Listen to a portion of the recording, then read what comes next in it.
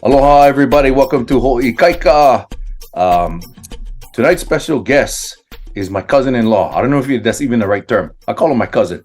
That's a word. Yeah, and Andrew. So the first time I met him was actually back in 2012 at a family reunion because he's married to my cousin, and ever since then we've been talking story and got to know each other really well. We didn't get a chance to like talk story a lot since then, but every time we see each other, it's like, hey, you know, I got to pick up where we left off and whatnot. This guy's a very impactful story. When I heard him, in fact, and he even told me this too a few times. The when I heard his story, his life story, I told him, I was like, brah, somebody got to make a movie out of your life story. And he told me, you don't know how many times I've heard that before. um, but we're gonna get into it too. So just letting you folks know, we might be talking about some mature things. There might even be some mature language on this one too. So just letting you know. But yeah, we're just gonna be open and honest and talk story about my cousin over here. Introduced to you folks, Andrew Iokia. Right, Andrew, if you don't mind introducing yourself a little bit. How's it going, gang? Thank you, Gavon, for having me. My name is Andrew. Kahea Kamanao Kaleo Kalani Iokia. I was born on the island of Oahu. I was raised in Nanakuli. And I guess my story is a little bit different. You mean whatever it makes you, whatever you feel like makes you Hawaiian or whatever that might be. What I mean? I went to Kamehameha schools. I played music. I surf. We come from a fishing village. I fished all my life. But it's a little bit different. Like my dad comes from a big family. Yeah. So the way he raised me was a little bit out of the normal. Outside of that, taught me how to think different. But yeah, I was thinking to myself as knowing I was coming on here, I'd probably be talking about my dad. And my dad recently passed, so my cousin's going to see this and they think, wow, this guy's speaking now that, but my father not here, kind of do nothing. Anyway. Go for it, bro. Shucks. Anyway, that's a little bit about me. But yeah, that's cool, man. When I think we were talking about your work a little bit via text. So could you tell everybody what your education background is? I know you mentioned Kamehameha schools, but could you talk about maybe education post high school and then your career, what you do for work? Yeah. So I have a degree in business administration and applied science, and a second in accounting. I wanted, we grew up less fortunate. I thought we grew up poor. I try to not use that word. So we grew up less fortunate. And I was raised knowing it took money to make money. It takes money to make money. So I wanted to be a broker.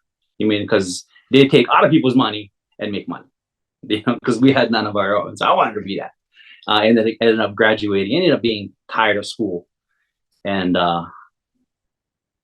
just kind of just frustrated and tired of school. So I just took my early out. I was a few finance classes short of becoming what I wanted to be. But meanwhile, I kind of put myself through school doing construction. My grandpa was in construction. A lot of my family is in construction. So I started doing that. I'm actually a licensed specialty contractor in the state of Hawaii, and I'm the specialty contractor. That's just a fancy word for saying I'm a flooring installer. I install everything on the ground. Even outside, artificial turf is a generic carpet. So either you need a carpet license to install it or a landscaping license. But yeah, and that's a little bit about what I do professionally as well as my education. I know you are really deep into Hawaiian culture too, like know how to do say your genealogy and everything like that. You fluent in Hawaiian, right? You fluent. I haven't spoken in a while. Okay. Oh yeah, go ahead. No. Sorry. Yeah, you can say that.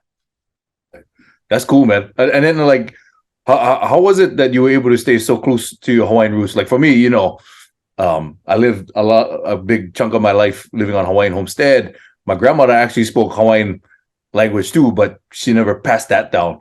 I was wondering how did your family protect that culture in your family? Like how was that be able to be passed down to you and other generations? So with that, like I was raised a lot. Well, my grandma had a heavy influence in my life. And she was the caretaker of Iokia here on the Big Island.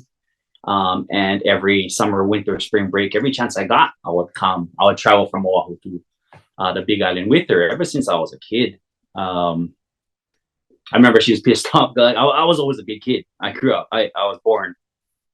By my 6 week checkup, I was already 20 pounds. I was a huge kid. Broke my mother's back on the way out. Like she couldn't hold me. They say I'm gruff because I was held by my father. Even for a year, like my mom. Even my auntie, my mom's younger sister, came to live with us, and helped raise me. So I'm also left-handed because of her. She would actually slap my right hand, and when I'd pick up a crayon or something, and she'd make me left-handed. But it was the influence of my grandma. She was big into the culture, but not maybe not necessarily in ways people think, but she knew her genealogy. Like my grandma's mom's, so my tutu's younger sister is Iolani Lohim. What I mean? So anybody who dances hula knows of that name. My grandma's older sister, like they had halau up in Papakolea, which my auntie runs now, and things like that. So we were, my grandma was an entertainer. She comes from a line of entertainers. I've learned many years ago there's a difference between a musician and an entertainer. So it's it was a fun time. It was an interesting time growing up. Watching her. I spent a lot of time with her because I would have she played the upright bass. And that was a heavy instrument, so I would carry that around for her. And most times, entertainers playing in like the lounge, or this bar. So I would carry her bass, I'd set it up with her, I'd hang out for as long as I could, and then I'd get kicked out of the bar because I was still a kid. And, and then I would find her, like she had this set, her last two songs were set. So I knew once I heard the second to the last song, that was enough time for me to stop what I'm doing, wrap it up, get back to where she is so I can lug her bass back to her car. And we'd always talk about we would, she taught me how to play music. She put me in front of the people, even because I was left-handed. I hold my guitar ukulele upside down, or I'd write this way. Just she put me in front of the right people, that they could teach me. And then once they taught me all the chords, the chromatic scale, and all of these fancy things, she then said, "Okay, you ready for your real lesson? Forget all of that. Fretless upright, all ear. Let's go." Yeah. Wow, that's pretty cool, bro. I know you get plenty of talents. Which you're probably gonna go into soon. Could you talk about some of the triumphs and challenges you had in your life? Whatever you feel comfortable sharing. Yeah, bro. Challenges. Like I was saying, my dad was I was definitely daddy's boy growing up. A lot of people think, oh, that's a cool thing, but my dad had no control over the finances. So that meant I got none of that money. We did all the free stuff. But my dad, he was in the military when I was growing up, like my father was. Every boy, grows up to, watches his dad and thinks the moon, of his dad. And I was definitely that boy. But unfortunately, I would watch my father, stuck in traffic, just frustrated, making that Nanakuli 2-town drive. He would get frustrated. Somebody would cut him off. Words was exchanged. He would pull over, lick guys on the side of the road, in the street, in the traffic. So I thought, as a young kid, I like to be like that, I remember, but my dad was very much that guy. He was rough on me, and he told me later on in life, he was rough on me because I was fair. he knew that I would have some challenges. I mean, we grew up on Hawaiian homestead. You know, I come from Nanakuli. And, you know, he knew I had some challenge. I would have some challenges in my life. So he wanted me to be tough. He, I remember he taught me how to fight. My dad was in the military, you know, as a soldier, like, you know, as a Ghani, like he taught, you know, the Corps taught him how to do Aikido.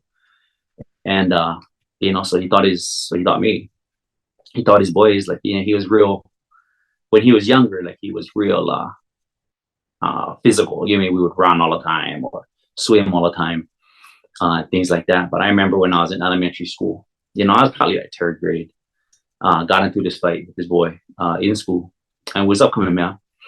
And the principal takes me into the office, takes both of us into the office, and ends up calling my dad. You know, so this, you know, my dad's like, well, let me talk to my son. Tells the principal that. So I get on the phone. You know, I hear him breathing. I was like, hey, dad. He's like, boy, how does other boy look? You know, and I'm a pretty sarcastic kid. You know what I mean? I got a fast mouth. So, you know, I'm like, I don't know, dad. He's pretty ugly. You know, so he's like, boy, he better look worse than you when I get. So, you know, I immediately stopped crying because I was like, oh, we you know, we threw down. The boy was bigger than me. You know, so I know I took some lumps. The boy took some lumps. You know, but you know, so I immediately started crying. I put down the phone. The principal, okay, Andrew, you learned your lesson. Yeah. Principal shuts the door behind himself, leaving me and the other boy in the room. I mount him. I close the distance, get on top of this kid, and I'm pounding. You know, it takes a minute for the principal to realize what's going on. Comes back in the room, you know, and I'm, you know, on top of him. I just stretching this kid. But you know, like my father came all the way from Nanakuli in like 15 minutes. You know, I know he's pissed. But you mean, and again, this is in the 80s, so you never have as much traffic as you guys have now. But he shows up, you know, he walks in. What happened? I cannot believe you did that. You mean playing this game? You know, he whacks me one time, get outside, you know, so I wait for him outside. He comes back out, you know, after a little bit of talking to the principal, you know, he comes back out, meets me outside the principal's office, like, boy, you're right, he is pretty ugly, but you got him. Good one. Oh, so it's challenges like that, you know what I mean, that my dad kind of bred me for. You know, there was other times like where, you know, I remember when I was younger, even younger than that, like I got jumped once. You know, well, you mean they would jump me and then my older brother, you know, and jump in, you know, and I say they were like 2 or 3 kids. I mean, so my older brother jumps in and I don't know what to do. You mean, it's the first time I get jumped, so I run. You know, I get home and my father's like, what's going on with your brother? Oh, dad, this guy's busting us up. What? And you and run? My father licked me again just for running. God, no son of mine is running. You know, you stand and fight. So, you know, there was many of experiences in my life where growing up, I get into a fight. You know, my dad, like he again, he come from an old school, so he's like, oh, what's the person's name? Why not tell him the name? So we drive to that person's house. So my father's like, okay, lick him. You know, and I gotta fight the kid again. You know, and you know, if my father, you know, it didn't matter. Like my father would lick their father. You know, if the mother was home, my father would tell the mother, well, lick your son in front of me and better be good, because if I'm not pleased, I'll come back and I'll see you know, and I see your husband later. You know, he would kind of intimidate that way. And it's ironic, like, you know, as my father got older, you know, he found his life calling. You mean, he found his passion. He ended up being kumu. Well, you know, later on, he ended up being this massage. He got into lomi lomi. oh, wow. Stuff. Wow, I didn't know that. Yeah, and he probably, like, he was then, he became kumu, like he was out Papa Kolea, like they give, they teach the community. I mean, and by so teaching these kids, these people, you know, you gotta lomi somebody. So all these community people come up there and, you know, get in line. You know, my father like traveled around the world, you know, to do that. But, you know, later on in life, as I questioning him, Dad, how come you did this? How come you raised me like that? Boy, I was still a child myself when I had you. You know, it's okay. You know, you turned out fine. You know, but it was just, you know, it was just a different mindset, you know, he had. You know, he was more afraid for me. You mean that he taught me how to do these things, how to be these things. You know, so when I was growing up, like I had plenty of anger in me, you know, and I couldn't control it. Like I would black out almost, you know, and I went into this rage, like I was looking for somebody, but was pretty bad. You know what I mean? I don't know, like I don't know how many of you. I mean, when I was younger, I used to count how much fights I've been in. You know, how much I won, what my record was, and I think I was sixth grade. I already been in 1,000 fights. You know, so you know whether it was in school, whether it was at home, you know, whether it was down the beach, or wherever it was. What you may not know is my I have an older brother, who's dark. My youngest sister who's dark, and my sister right below me is also fair like I am. You know, my ethnicity is I'm 87.5% Hawaiian. You know, I'm 1/8 short of being, you know, a full-blooded Hawaiian, but my other 1/8 is Swedish Norwegian. My great grandfather was a whaler that sailed into Calico Bay and met a Hawaiian girl here. You know, and a few generations later, here I am.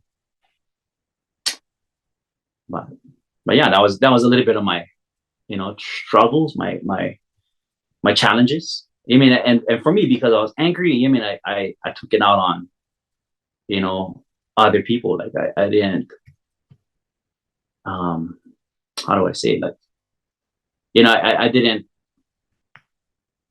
like when, you mean, somebody would whisper, you mean, or like if I was far away, you mean, people would start to gesture and make motions in my direction. I was that guy. I'd walk up, I'd close the distance, I'd walk up and say something, you know, and or hit somebody.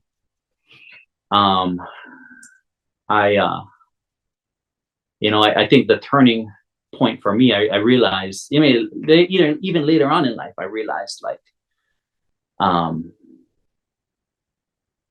you know, that it's not all bad being fair. I found myself being mistaken for other people sometimes. I mean, and sometimes it was a good thing. It got me into a door. But I think the story that kind of changed my outlook in life, like, you mean, forever. As a young contractor, I was in my early 20s. I just got my license. I was bidding on this big hotel job, and I went to a bid meeting. And this bid meeting is designed to have all these contractors get in front of each other. You know, what the people doing is they're trying to drive the cost down by putting all these guys in front of each other. You mean, same people in multiple trades, you know, in order to talk the price down, you mean, and see who would just lowball everybody and take the project. So I remember sitting in this bid meeting, and my neighbor and my uncle walk in, and they're both flooring installers. Not my neighbor, this brother was like a couple blocks down, but we live on the same street. So, you know, they showed up. They was there first. And I walk in, everybody getting pad and paper, and I got my iPad with me. And I remember me sitting down, and like I said, I was always a sarcastic kid. So, you mean, I tell them good morning, and there's, you know, this room is full of auto contractors. You know, it's one of those conference rooms. But I sit down, and I hear my uncle, you mean, slap the other guy. He's like, "Oh, man, let's get out of here. Hey, Angie's here." So the other guy like, "F him. I got the same amount. I got the same chance as he got. You mean, there's only 3 of us. There's a 33% chance this job is mine." You know, so this uncle is like, "No, but you don't understand. Angie's fair, so all the Holly contractors like him. I mean, but Angie's local, so all the local contractors like him. Yeah, Angie's lucky. You get the best of both worlds, kind of thing, yeah." Kind of, but you know, prior to that, like I didn't think so. I mean, but right, like, so I mean, me being me, I was like, "Hey, thank you, uncle." You know, I mean, I caught a lot of things, but none of them lucky.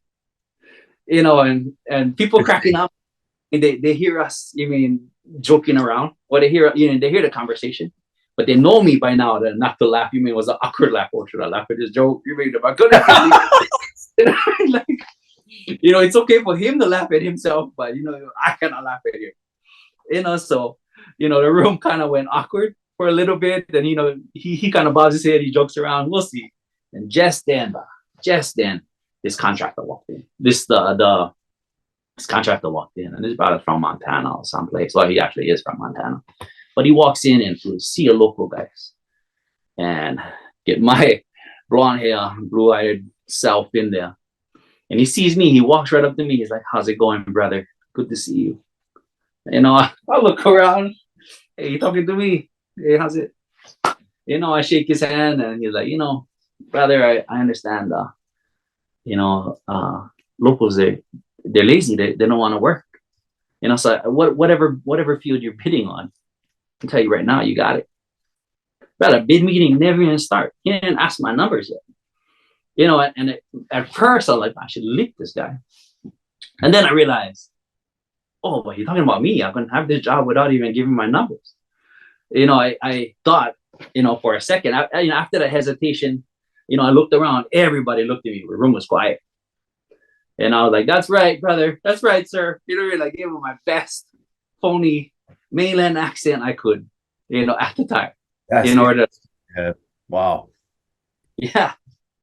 And kind of the rest is history. Like I realized, like, hey, I really like in watching your show, I really like a lot of what everybody's sharing here.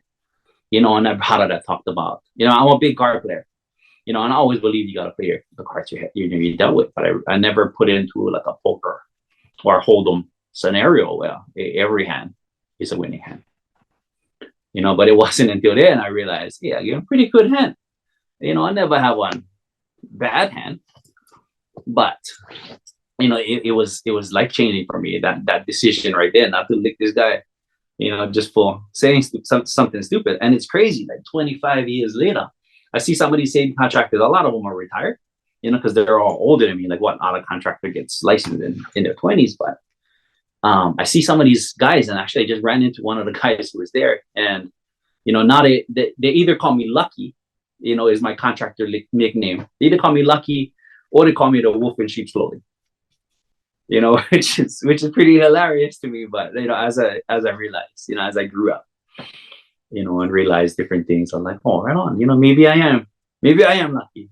Uncle, you was right. I am lucky. Thank you for that. But and then fast forward a couple of years, and I ended up getting that project.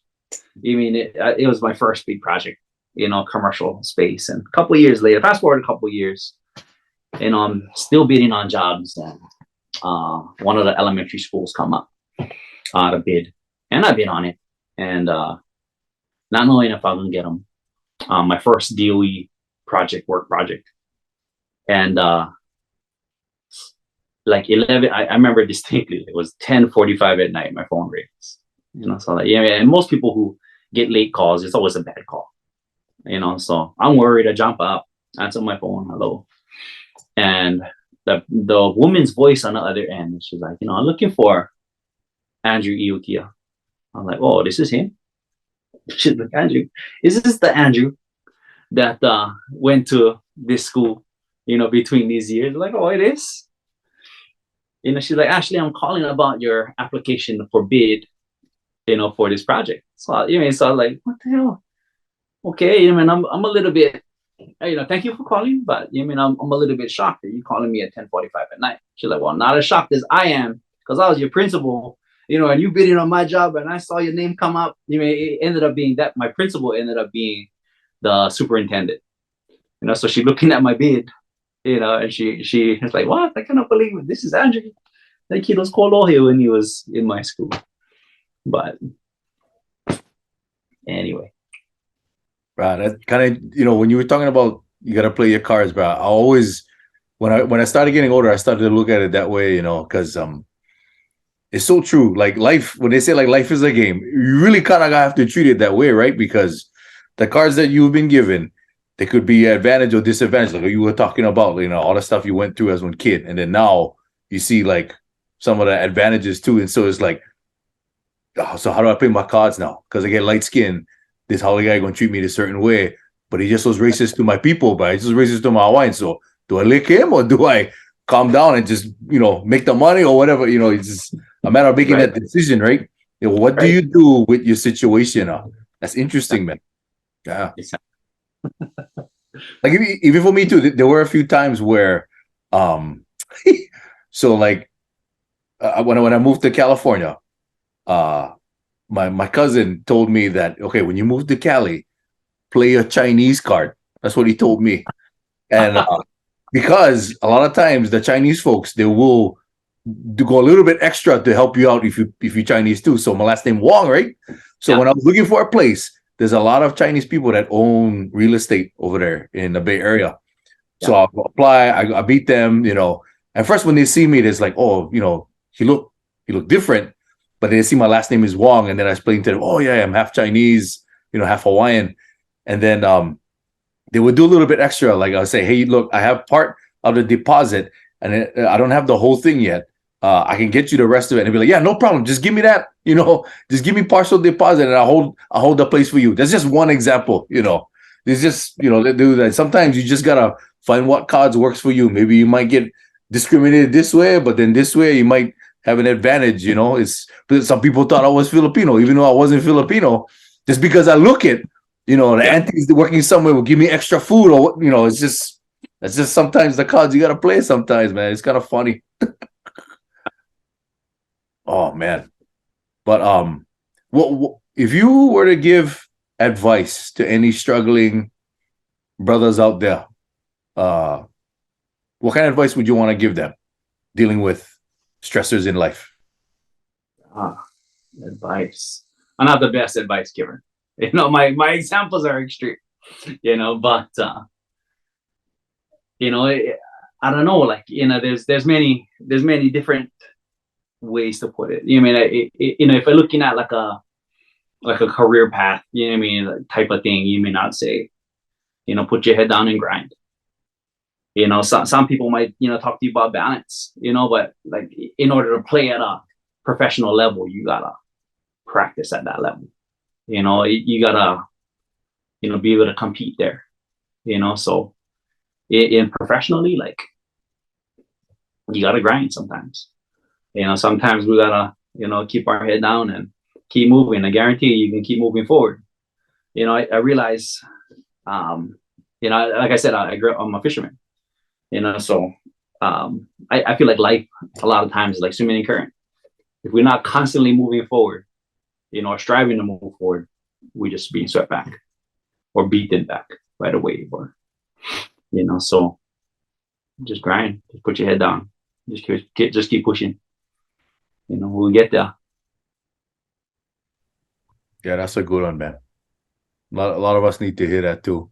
You know, even though you may deviate off course a little bit, eventually, if you're still moving forward, you know, you can somehow get back on a straight and narrow or whatnot, and hopefully That's get what through. it is. I mean, we keep moving. Every once in a while, we got to take our breath. We look up, we realize, oh, you know, at that point, just make a slight course correction, you know, and you can come back to it. You know, so maybe overcorrect, you know, or not correct enough. But, you know, you just, you know, you grind, you keep pushing, but you may pop your head up every once in a while.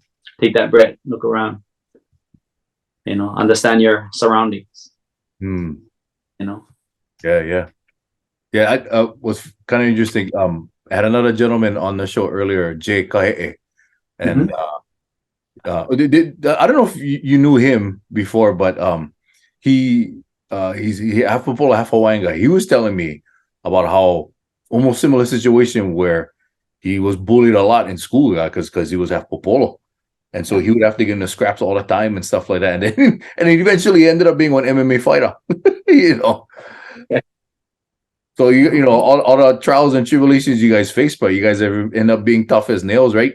That's the Fine. blessing. That is Oh, that's pretty cool, bro.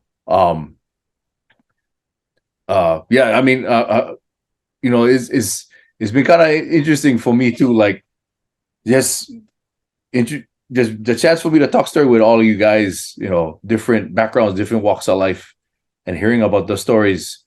And some of you folks, I didn't even know you had experienced that. Like for example, with your dad, I didn't even know the whole story about your dad. You know, how he would raise you and treat you and stuff. And it was interesting to see how he changed his life around, man. Um, for sure.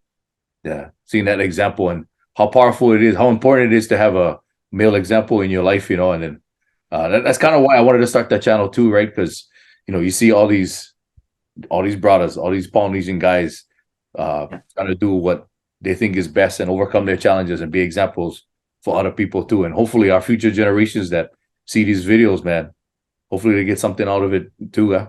Something good, man. For sure. I love that you bring that up. I mean, like even for myself, like after I left home, I had to leave home. I got into too much trouble. So I ended up moving to the Big Island. But I quickly realized, I quickly realized that if I never change inside, it doesn't matter what location, or what area that I live. I mean, I'm still living that same life, and I move here and I try to, make a name for myself here and be that tough guy, and realize that's not I quickly found myself in the same trouble that I was running away from, and then I realized I cannot keep running. You know what I mean? You got to face that. So I too myself had even positive male role models, and I call them my Hanai fathers, like my Hanai fathers, and probably the hottest working man. My dad's, my dad that I grew up with has a strong work ethic. Don't get me wrong, but this other, my Hanai father, Tao Fang, father is tough. He's not a very big man. My father's a big man. My father is 6'4", 425 pounds or so. But I mean, like, this guy's not a big man, but like, he's, mentally, spiritually, this guy's a giant. His head is in the right place. His heart is in the right place. So they kind of taught me, kind of the priorities, and I have to be tough. I remember one time, many years ago, Cullen and I was driving from Utah to Vegas, out on convention in Vegas, and we ended up driving, go up to visit with her family up there. And we was driving back, and she poses the question, well, what is better, to be feared or loved? So in my young mind, I guess, I like fear. I was positive that I had them right. Fear. She's like, yeah, but what about this? I was like, no, absolutely not. That's stupid. Nobody gonna respect you for that. But if I was in Vegas, is a 5-hour drive. After many a stop,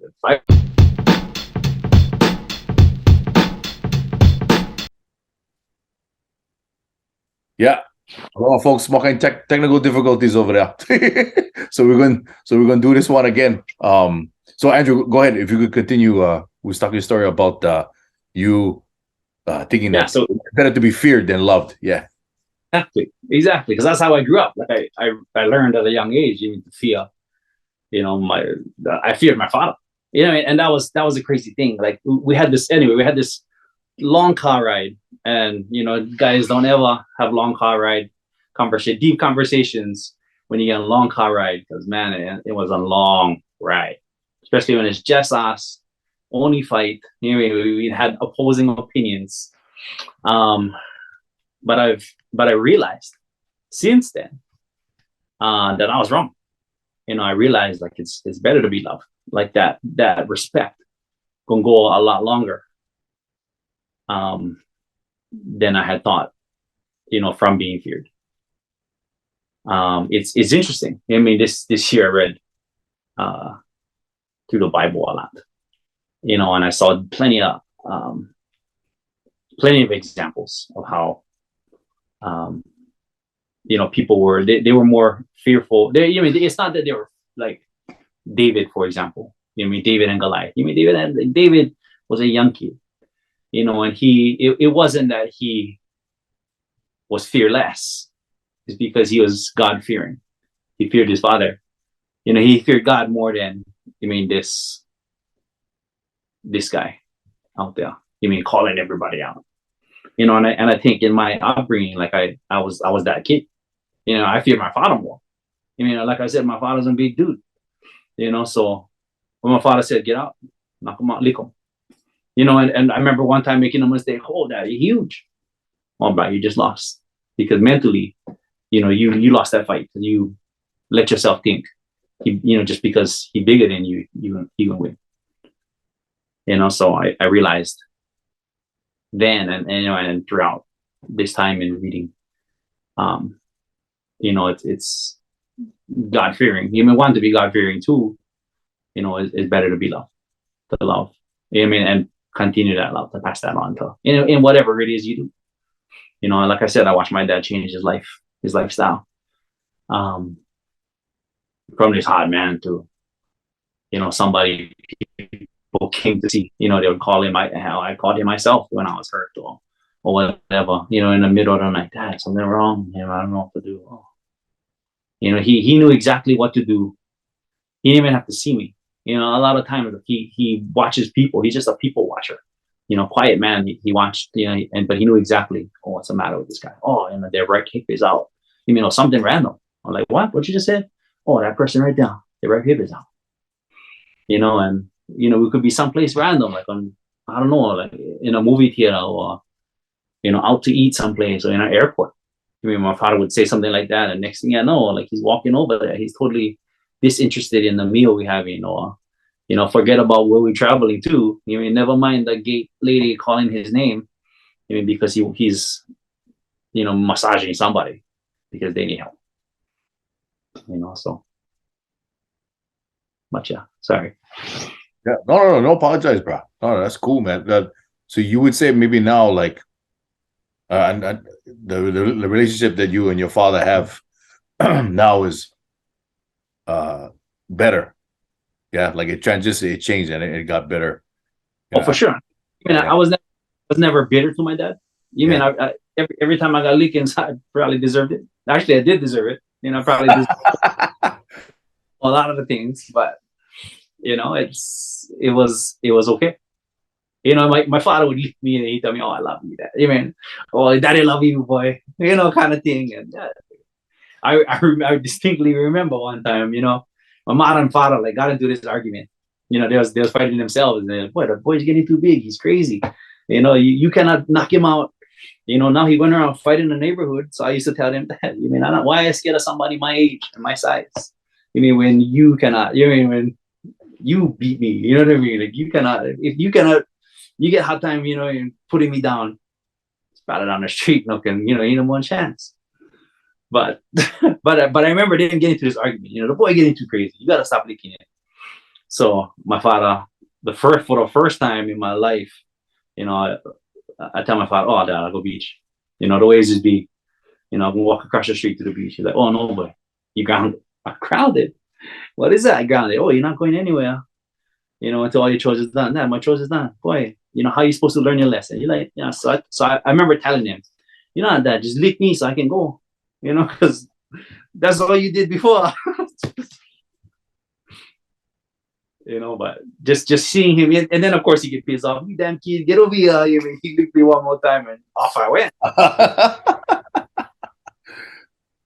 I remember him trying to make that mental transition. I never helped because I was a dummy too, but it was not that I was ever bitter, towards him for that. Like, and he told me all the time, he's like, boy, I'm doing this, boy.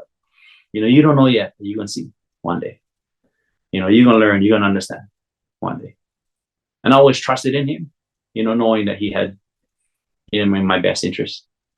So I never did hold that, against him. Yeah, that tough love mentality, man. That's interesting. Especially kind of common and Polynesian culture, getting that tough love too. Oh yeah. Yeah, bro. It's funny because I see so many stories about guys talking about like, like, oh yeah, back in the day, my father or my mother used to use a slipper. Oh, my father them used to use the phone book. All this kind of stuff. What kind of object your mother them use when they would lick you? Right. You get into those funny conversations and stuff.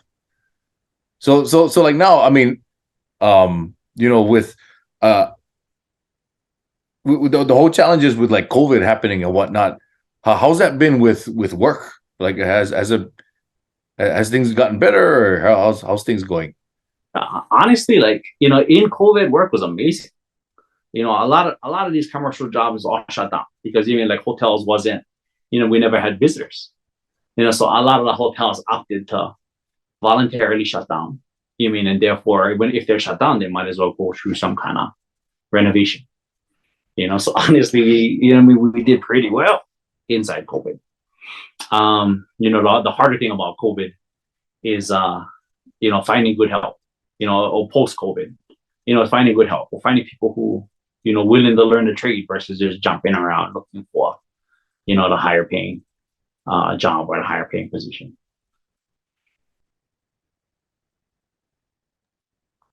Yeah. No, I was just kind of curious about that. That was kind of a common thing I've been hearing too, about people trying to find good work, good help for to work for them and be employed and whatnot. Yeah, man. No, this is, honestly, I think we would probably end up talking story for a super long time, bro, about all kinds of stuff. Because we haven't we haven't talked story for a while, and No. Yeah, and that was my concern. I was like, oh no, what if I say too much? What if I say too little? How do I mellow this down? Oh, it's okay. No, like I was telling you, man, hey, whatever you feel like sharing, bro, just go ahead and we'll just go free flow. Yeah. No, but because I know how busy you are. I know Kalanda's super busy too, and so appreciate you guys just taking this time out for talk story. And eventually you're probably gonna have to do like Zoom sessions, just just talking. Absolutely. Do this kind of stuff. But hey, because seriously, love you, bro. Much mahalo for doing this, man. You're welcome, Gavon. Thank you. Much mahalo for you. Putting this on, being able to have this, and I like what your message. Baby, now I have this archive to leave behind. Hopefully we affect one person. I don't know who needs to hear this, on my side, but I'm glad to be considered to be a part of this. Like I said, I don't consider myself as any role model or anything like that. But I do feel, I was very much raised by. I understood that it took a village to raise a child, and I very much lived that. So I don't mind leaving this record. Hopefully somebody we can touch, and they need to hear that for them.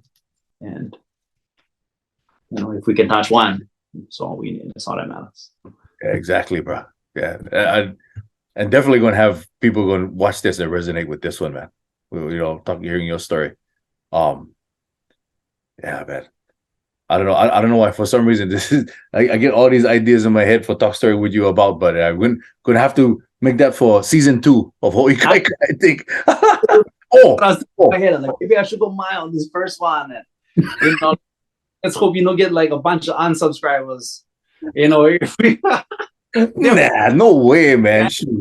Hey, even if I get unsubscribed, bro, like I was telling people, I'm not even worried, man, about making money or subscribe. Like, this is just for get exposure for representation for us island boys, and just so the message gets out too.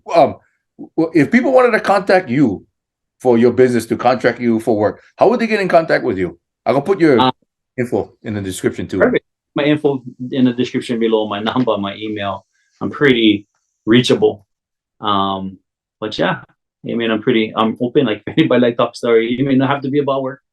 I don't mind just talking story. I love just talking stuff like this. Like me, I like I said, I understood the difference between a musician and an entertainer. Ironically enough, like I hate hearing myself on the mic. In a small session, yeah, I can talk story. But if I'm mic and the speaker is facing me and I can hear myself, all of a sudden, I get nervous. But I got my little fidget spinner here. keeping fidget spinner. keeping the ADD boy, in check. And I hear you, bro. What is your email address? Is that okay if I? Yeah, absolutely. My email address is my first name, so it's andrew@premierflooring.co. A lot of people make the mistake of putting .com. It's not .com. They're going to a different Andrew. But it's just .co. Okay, yeah. andrewpremierflooring.co. Okay.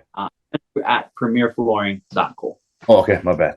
Okay, that's cool. I'll make sure I put that in there so you can contact you for stuff. But yeah, man. So everybody, follow this brother. Go check him out. If you need help with contracting, construction, or whatnot, or if you just need help in life, this is a good guy to talk to, and maybe he could train you how to fight too. Maybe. No, but hey, I appreciate you, brother, for doing this one, and tune in everybody for on the next episode of Ho'oikaika, we do this again. Coming up soon on Christmas time. So Merry Christmas, Happy Holidays, and catch you later.